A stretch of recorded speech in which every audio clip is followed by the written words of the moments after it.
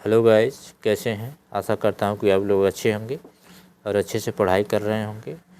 तो आज मैं फिर आप लोगों के लिए समक्ष फिर एक प्रैक्टिस सेट फिर लेके आया हूँ। तो चलिए देरी ना करते हुए शुरू करते हैं। पहला क्वेश्चन है और आप लोग बताइएगा कि आप लोगों का कितना सही हो रहा है। कमेंट में ज़रूर मेंशन करिएगा।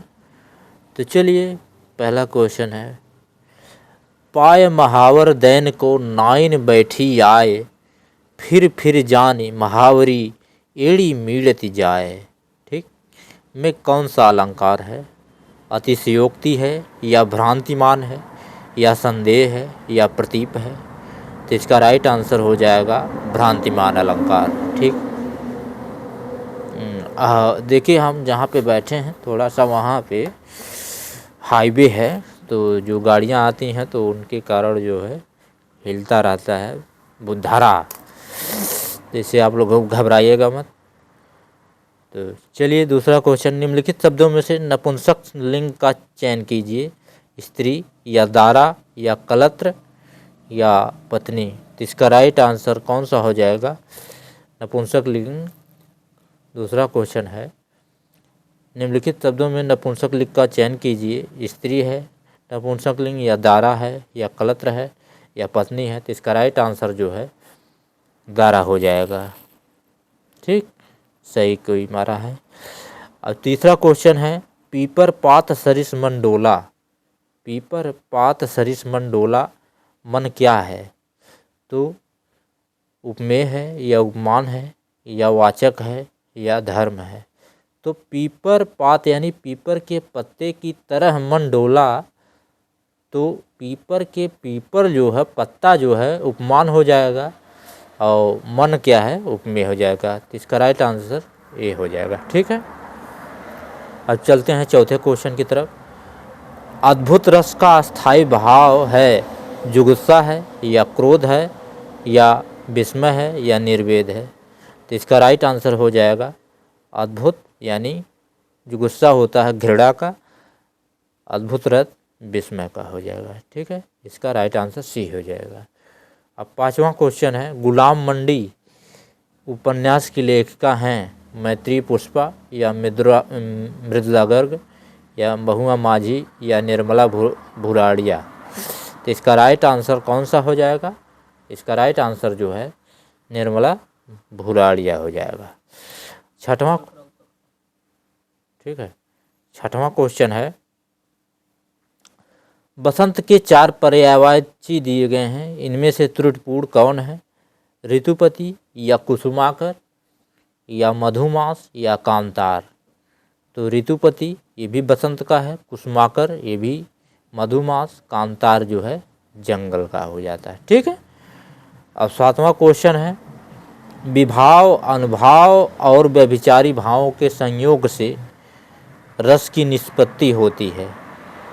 यह कथन किसका है? भामह का है या भरत का है या मम्मट का है या जगन्नाथ का है? तो यह कथन राइट आंसर हो जाएगा भरत का।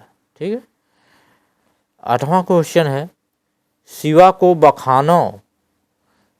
बखानो की छत्रसाल को बखानो का क्या अर्थ है? शिवाजी को कह रहे हैं या शिवाजी या शिव जी या महादेव या बालाजी? तो इसका राइट आंसर हो जाएगा बालाजी। ठीक है, अब चलते हैं 9वें क्वेश्चन की तरफ चलते हैं। 9वां क्वेश्चन है, संकलन त्रय में कौन सा नहीं है? स्थान, काल या वस्तु या कथानक? तो इसका राइट आंसर कौन सा हो जाएगा? संकलन त्रय में कथानक राइट आंसर हो जाएगा। 10वां क्वेश्चन की तरफ चलते हैं। अष्टायाम नामक पुस्तक किसकी दिनचर्या का वर्णन है? कृष्ण के या राम के या विष्णु के या शंकर के? तो अष्टायाम जो है यहाँ पे राइट आंसर हो जाएगा। अष्टायाम में भगवान श्री कृष्ण की, नाभादास की है, भगवान श्री कृष्ण के जीवनचर्या का वर्णन है। 11वां क्वेश्चन है, वृक्ष से पत्ते गिरते हैं के लिए संस्कृत में 4 वाक्य दिए गए हैं। सही वाक्य का चयन कीजिए। तो इसका राइट आंसर कौन सा हो जाएगा? वृक्षस्य पत्राणि पतन्ति, या वृक्षेण पत्राणि पतन्ति, या वृक्षात पत्राणि पतन्ति, या वृक्षे पत्राणि पतन्ति। तो इसका राइट आंसर हो जाएगा वृक्षात पत्राणि पतन्ति। और आप लोग इसमें ये मत करिए कि जैसे कोई ऐसा प्रैक्टिस सेट है, ये आयोग द्वारा पूछा गया क्वेश्चन है आप लोग। चलिए ठीक है। तो 13वां क्वेश्चन है, 13वां क्वेश्चन है ध्यान में मग्न। ध्यान मग्न में कौन सा समास है? तो अव्ययी भाव, या कर्मधारय, या तत्पुरुष, या बहुब्रीहि। तो इसका राइट आंसर हो जाएगा तत्पुरुष समास। तो चलते हैं, हमसे एक क्वेश्चन छूट गया था 12वां। तो 12वां क्वेश्चन देख लेते हैं। इनमें से कौन सी नाट्यवृत्तियों के अंतर्गत नहीं है? सात्विकी, या कौशिकी, या आर्भटी, या भारती। तो इसका राइट आंसर हो जाएगा सात्विक। वो जो होता है सात्विकी हो जाता है। ठीक है। तो चलते हैं अब 14वें क्वेश्चन की तरफ। 14वां क्वेश्चन है, देखिए, बंद धातु के लंग लकार के प्रथम पुरुष दिए गए रूपों में गलत कौन सा है? बंदते, या बंदेते, या बंदेते, या बंदेते। तो इसका राइट आंसर जो है, इसको आयोग ने गलत माना है। ठीक है। अब 15वां क्वेश्चन है। 15वां क्वेश्चन, स्पर्श धातु के लंग लकार का प्रथम पुरुष के दिए गए रूपों में गलत कौन है? तो कौन गलत है? अस्पर्शित, या अस्पृश्यावह, या अस्पृश्यतः, अस्पृश्यतः, या अस्पृश्यत है। तो इसका राइट आंसर हो जाएगा ए। ठीक है। 16वां क्वेश्चन है, नीचे एक ही शब्द की 4 वचनी लिखी गई है, सही चयन कीजिए। कवित्री, या कवियित्री, या कवित्री। तो इसका राइट आंसर हो जाएगा कवियित्री। ये राइट आंसर हो जाएगा। अब चलते हैं 17वें क्वेश्चन की तरफ। सतसैया के दोहरे ज्यों नावक के तीर, देखन में छोटा लगे घाव करे गंभीर। ये जो मतलब नावक का क्या अर्थ है? नायक हो गया, नायक होगा, या बहेलिया, या नाविक, या नाव। तो इसका राइट आंसर हो नावक जो है, आयोग ने माना था बहेलिया को। ठीक है।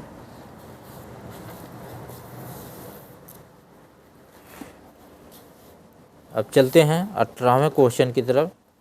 18वां क्वेश्चन है, हिंदी नई चाल में ढली पंक्ति यह भारतेंद्र के किस पुस्तक से ली गई है? भारत दुर्दशा, या अंधेर नगरी, या कालचक्र, या बारसात दर्पण से। तो यह 1873 में कालचक्र में ली गई थी। ठीक है। अब चलते हैं 19वें क्वेश्चन की तरफ। इनमें से कौन व्यंजन अल्प प्राण है? खा है, या था है, या चा है, या फा है। तो इसका राइट आंसर हो जाएगा चा। 20वां क्वेश्चन है, घूर के लत्ता बीने कनातन के बांधे जैसा शीर्षक लेख किस लेखक ने लिखा है? भारतेंद्र हरिश्चंद्र, या प्रताप नारायण मिश्र, या बालकृष्ण भट्ट, या बद्री नारायण चौधरी। तो इसका राइट आंसर हो जाएगा प्रताप नारायण मिश्र। तो चलते हैं, जल्दी हमको पढ़ना पड़ेगा क्योंकि समय ज़्यादा हो रहा है। मणिकर्णिका आत्मकथा है किसकी? कमल भारती, या मोहनदास नेमिष नायक, या जयप्रकाश करदम, या तुलसीराम की। तो इसका राइट आंसर हो जाएगा तुलसीराम की। 22वां क्वेश्चन है, पुस्तक जल्हड़ हाथ दे चल गज्जन नृप काज में जल्हड़ को कौन सी पुस्तक देने का उल्लेख है? तो बीसल देव रासो, या हमीर रासो, या पृथ्वीराज रासो, या विजयपाल रासो। तो इसका राइट आंसर हो जाएगा पृथ्वीराज रासो। ठीक है। 23वां क्वेश्चन, इनमें से कौन सा ग्रंथ चंद्रालोक की छाया है? काव्य विवेक, छाया का मतलब उसी के आधार पर लिखा गया है।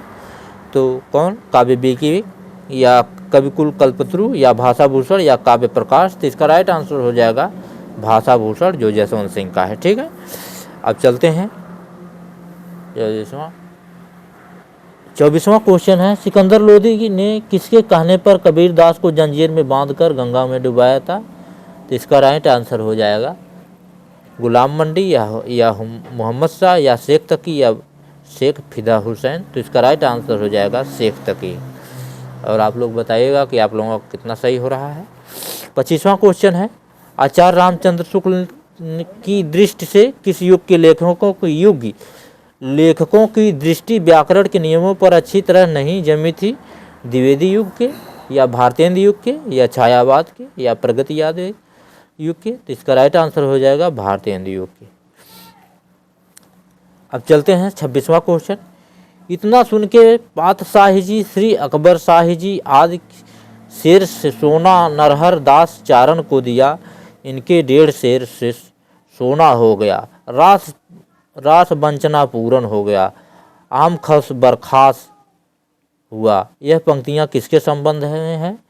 84 वैष्णव की वार्ता या चंद छंद की वर्णन की महिमा या 200 वैष्णव की वार्ता या आईने अकबरी की भाषा की वचनिका से। तो इसका राइट आंसर हो जाएगा चंद छंद वर्णन की महिमा। ठीक है, गंग कवि की।